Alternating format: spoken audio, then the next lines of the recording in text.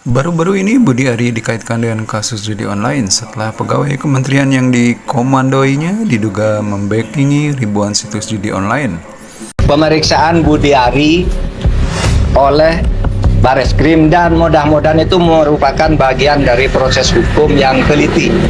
Artinya orang kan mengatakan kok terlambat ini. Enggak, menurut saya itu mengumpulkan instrumen lain dulu agar nanti begitu diperiksa itu langsung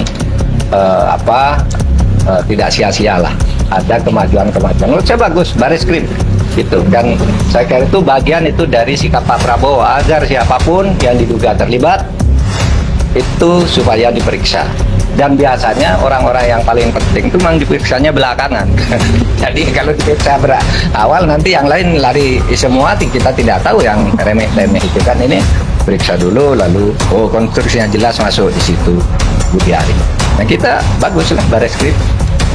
Kalau saya sendiri kan sejak awal memang intinya ada di situ. Bagaimana seorang bisa korupsi di situ, tidak diseleksi, lalu diberi jabatan, ditanya ijazahnya tidak jelas, keahliannya apa tidak jelas, hanya katanya mengaku bisa menangani IT lalu diangkat dalam jabatan penting, dan di sana ternyata membuat situs untuk judi online sendiri, dikelola sendiri, lalu ada kantornya sendiri di luar dan macam-macam. Itu kan yang terberitakan. Nah pasti Budi Ari bertanggung jawab dong. Kalau itu lolos saya kira agak aneh ya. Kalau lolos agak aneh bagi saya. Pasti ada sesuatu yang tidak wajar kalau dari logika itu. Tapi oke lah, itu urusan hukum. Budi Ari berhak membela diri dan mencari pembela yang terbaik. Seperti halnya penegak hukum harus bekerja sungguh-sungguh. Pembela sekelas apapun harus bisa dilawan, kan gitu. Beberapa kemungkinan yang menyebabkan Budi Ari terlibat dalam kasus ini adalah yang pertama, kurangnya pengawasan.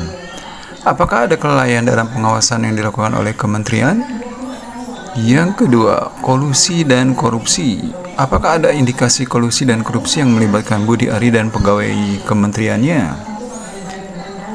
Oke, kesimpulannya, kasus ini menimbulkan pertanyaan tentang efektivitas penindakan judi online di Indonesia dan perlu adanya transparansi serta investigasi lebih lanjut. Namun, perlu diingat bahwa kasus ini masih dalam proses investigasi dan perlu menunggu hasil resmi dari pihak berwenang.